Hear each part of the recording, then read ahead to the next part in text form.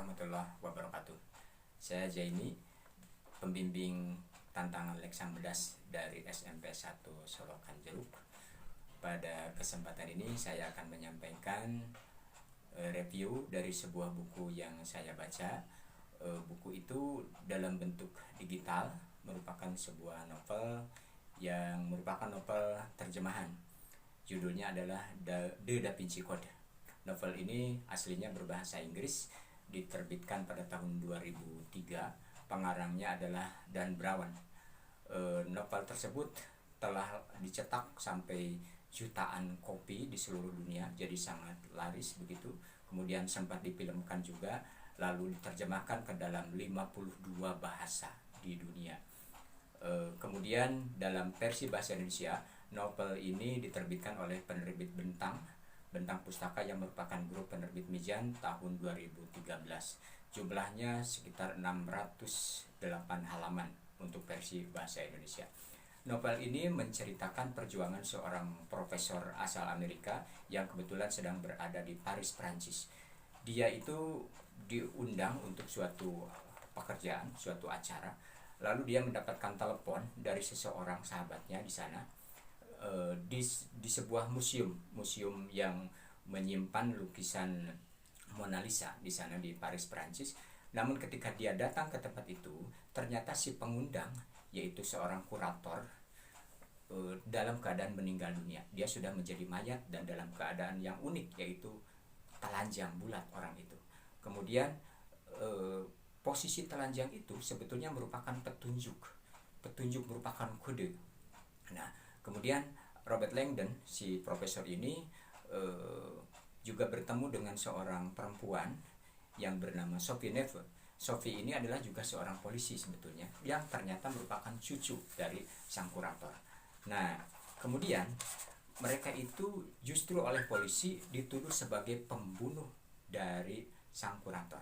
Mengapa? Karena di sekitar mayat sang kurator itu terdapat sebuah tanda yang tertulis begitu dari darah yang dituliskan oleh sang kurator sebelum meninggal, yaitu PS cari Langdon, begitu tulisannya, sehingga polisi mencurigai bahwa Langdon itu adalah sebagai pembunuh. Padahal PS cari Langdon itu sebetulnya adalah petunjuk kepada cucunya, yaitu Sophie, agar mencari Langdon untuk sesuatu yang dirahasiakan oleh sang kakek, oleh sang kurator, yaitu agar Langdon ini mencari atau memelihara, mencari begitu sebuah rahasia dalam bentuk sebuah benda tertentu, dan Langdon diharapkan bisa menemukan benda tersebut.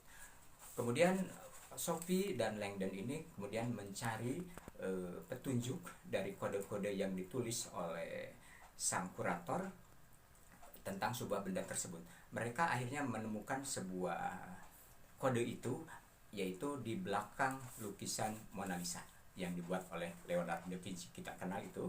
Kemudian petunjuk itu mengarah dari petunjuk yang ada di belakang lukisan itu mengarah kepada lukisan yang lain dari lukisan Da Vinci, yaitu lukisan Madonna of the Rock. Di sana mereka mendapat petunjuk lagi. Petunjuk itu mengarahkan bahwa ada sebuah benda yang disimpan di sebuah bank, dibuat sebuah bank penyimpanan. Jadi di Paris, Prancis itu ada sebuah bank yang fungsinya untuk menyimpan benda-benda tertentu begitu di Paris itu, dan mereka akhirnya datang ke sana malam-malam begitu ke tempat penyimpanan tersebut dan berhasil mendapatkan sebuah benda, ya, setelah mengambil dari bank dengan kunci yang didapatkan dari belakang lukisan Madonna of the Rock itu. Nah, kemudian mereka bawa benda tersebut ke sahabat Langdon yang bernama Tebing. Tebing ini adalah seorang ahli sejarah, orang Inggris. Nah, kemudian di sana dia bercerita tentang sejarah masa lalu, ya, masa lalu tentang apa rahasia yang terkandung kira-kira yang terkandung di dalam benda itu. Ternyata menurut Tebing, benda itu akan mengungkap rahasia tentang kebenaran agama Kristen yang sesungguhnya, tentang sejarah agama Yahudi yang sesungguhnya. Oleh sebab itu rahasia ini sangat dijaga. Nah, kemudian akhirnya Langdon yang masih dikejar-kejar polisi dalam pelarian itu, mereka akhirnya melarikan diri ke Inggris dengan menggunakan kapal terbang pada malam hari itu. Mereka bersama-sama menggunakan pesawat yang merupakan pesawat milik Tebing, berangkat ke Inggris untuk menghindari kejaran polisi, karena polisi pada saat itu tuh mencari-cari Langdon, Neville, dan Tebing. Nah, sesampainya di Inggris, kemudian akhirnya mereka menemukan kenyataan yang di luar dugaan mereka. Ternyata Tebing itu adalah seorang pengkhianat, karena dia sebetulnya menginginkan benda pusaka yang dipegang oleh Langdon dan Sophie. Nah, dia berusaha merebutnya dan kemudian mengancam untuk membunuh Langdon dan Sophie. Namun kemudian datang polisi dari Prancis yang mengejar mereka, dan mereka akhirnya, polisi itu mengetahui bahwa Langdon tidak bersalah. Kemudian akhirnya siapa itu yang pengkhianat itu, Tebing itu, akhirnya ditangkap. Seperti itu ceritanya. Kemudian akhirnya ternyata yang merupakan rahasia yang disembunyikan itu sebetulnya tidak ada apa-apa sebetulnya. Jadi ini, cerita ini seolah-olah merupakan cerita yang anti klimaks. Itu yang mereka temukan hanyalah sebuah kuburan atau sebuah makam.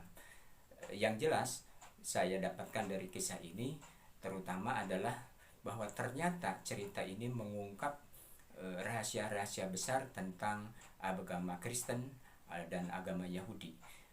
Pada percakapan antara Tebing dengan Langdon itu terungkap bahwa agama Kristen merupakan agama yang gabungan dari kepercayaan kepada dewa-dewa, kepada dewa-dewa atau kepada pagan, kepada berhala Mesir kuno begitu, digabungkan dengan kepercayaan kepada Yesus Kristus, sehingga menjelma seperti kepercayaan sampai sekarang. Nah, oleh sebab itu novel ini banyak diprotes oleh kalangan Kristen. Meskipun demikian, ternyata pengarangnya Dan Brown dia itu menulis novel ini berdasarkan data-data dan fakta-fakta yang akurat, dengan bukti-bukti yang bisa dipertanggungjawabkan. Demikian review dari novel yang berjudul The Da Vinci Code. Semoga bermanfaat. Wassalamualaikum warahmatullahi wabarakatuh.